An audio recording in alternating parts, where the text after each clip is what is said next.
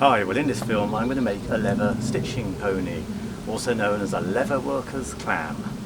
And it's a little sort of wooden tool you hold between your legs to hold a piece of leather to make it easier to stitch it. And the reason I want to make one of these is I've accumulated now quite a few bowl turning hooks and I want to make some protective covers for them.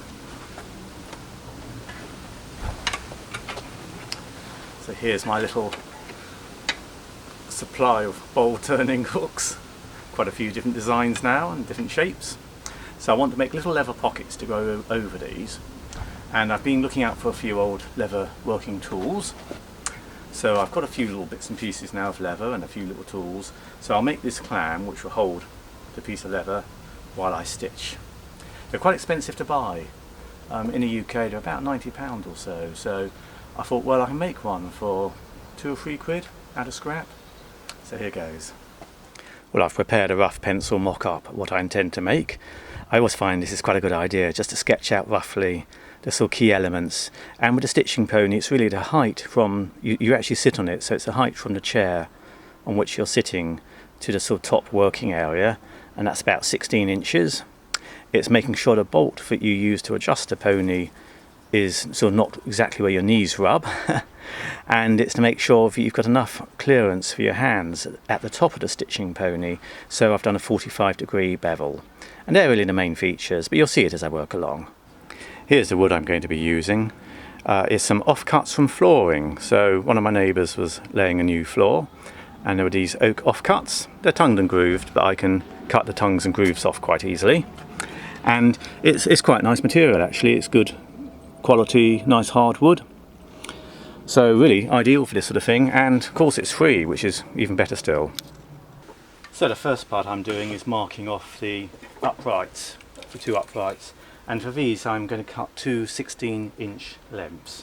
The width of the plank isn't really critical. I mean, this particular plank at the moment is 4 inches wide, and by the time I've cut off, it will probably come down, when I've cut off the tongues and grooves, it will probably come down to about 3 inches wide, which is quite a nice sort of width, actually about 3 inches.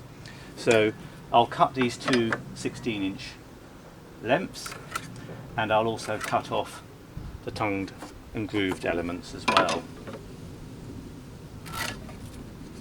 So that's now ready for cutting. Well, I've now got the two 16-inch uprights cut out, and as I say, sizes don't really matter, so you can just adapt it to suit whatever wood you've got available. The next job now is to make the top thicker. So I've got an old offcut here, again it's a nice bit of oak, and it's got this little lip on it, so actually it's fairly well suited for this. So I'm just going to glue it on and then slice it off.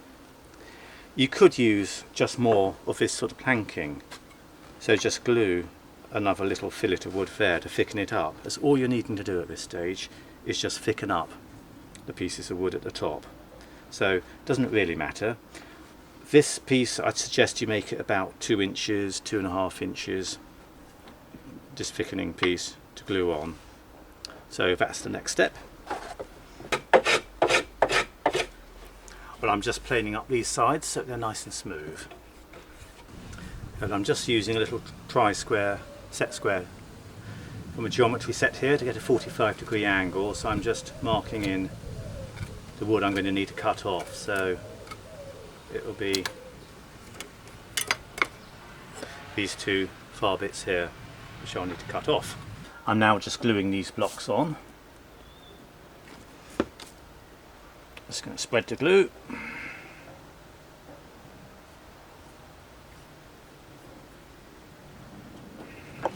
Place the wood on, and to hold that while it's gluing, I'll just pop a couple of nails in.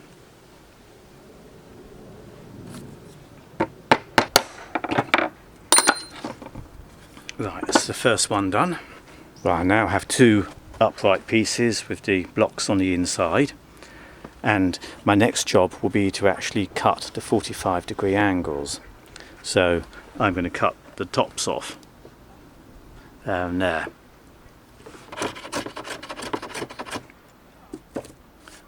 Well, I've just been polishing up the ends here to get them nicely shaped, so I've now got two 45-degree cuts there.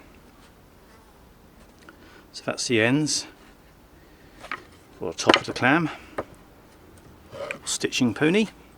So now I'm going to make the base.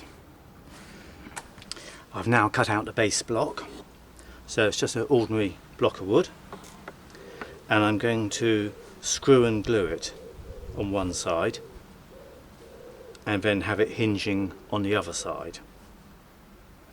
So I'll get that screwed and glued next.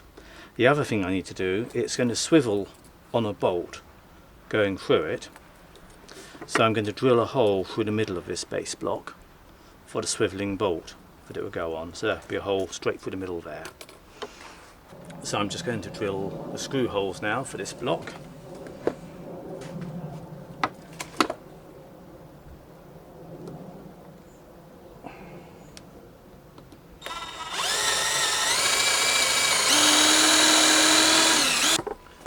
Fine, I'll just pop some glue on here. Such a hot day today that this will dry very quickly. There we are.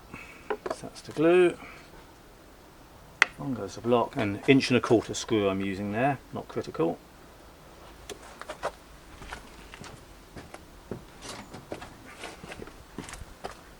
And pop that in.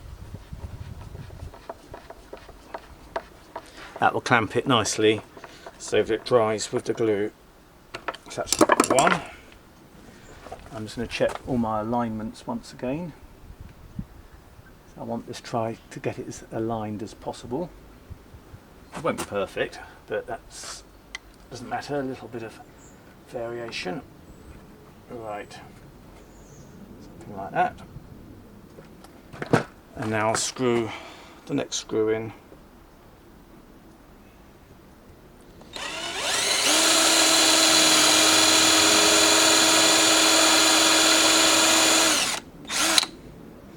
I'm using one of these combination countersink and drill bit, and I find these quite useful because you drill the pilot hole for the screw and you countersink it at the same time.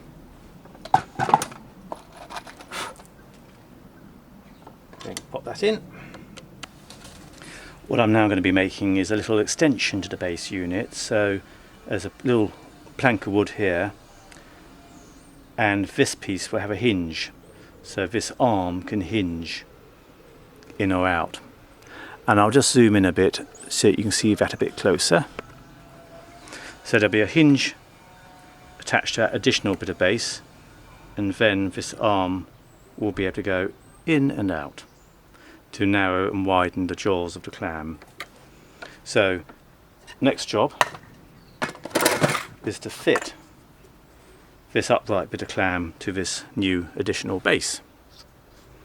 The easiest way of fitting this additional little bit of base is simply put a screwdriver down through the centre hole that I've drilled for the swivelling bolt, so it all lines up nicely, and then simply drill, again using one of the little drill bits with a countersink, just drill each side, put a screw in, put some glue in. So I'll have one there. Actually the screwdriver does get in the way a little bit, so I'll hold that steady. One in there.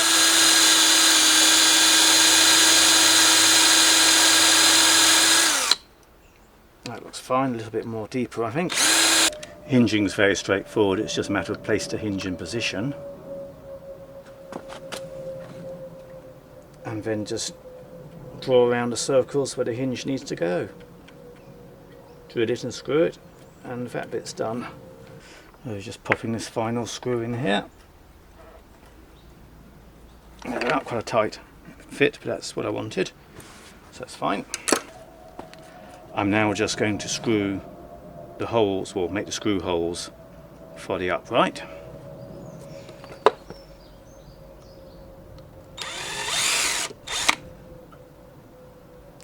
So again, I'm using quite a narrow drill bit here,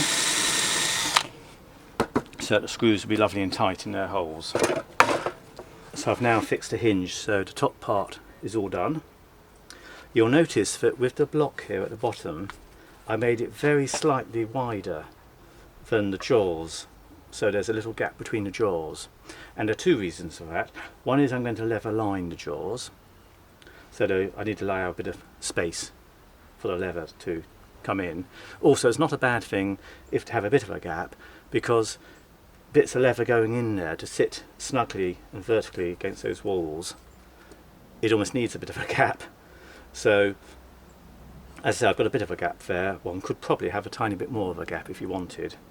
So my next job now is to put through the bolt, which will tighten the clamp, so the bolt will go through around about here.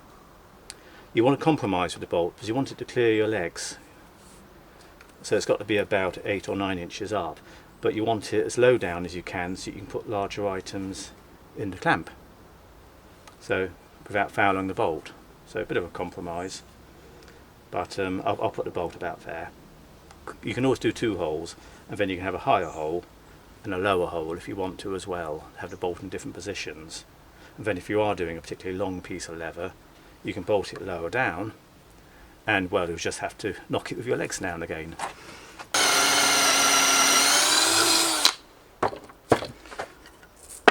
Well, I've put in 3 bolt adjusting holes.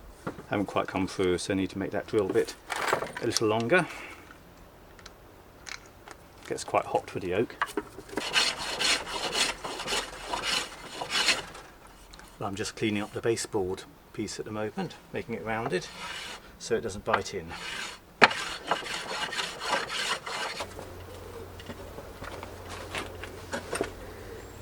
There you are, one completed leather pony. I might line the jaws with leather, I'll see, but the idea essentially is you loosen it a little bit, you put your leather to be sewn in the jaws,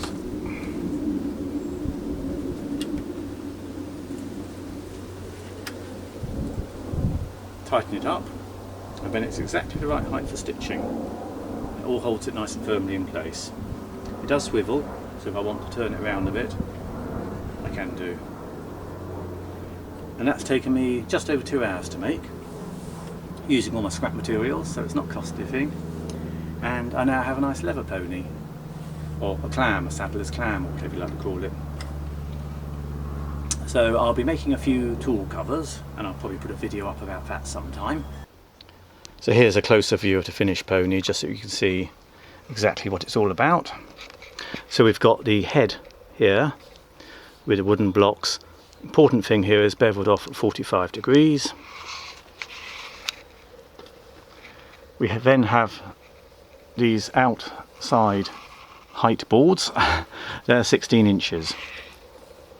So that's a comfortable working height for me. You could always change it if you want to. This is the bolt that clamps the 2 bits together, clamps your head. So just an ordinary M8 wing nut bolt. This side, don't forget, is fixed, so I've just screwed and glued. This side is hinged, so just the one side opens and closes.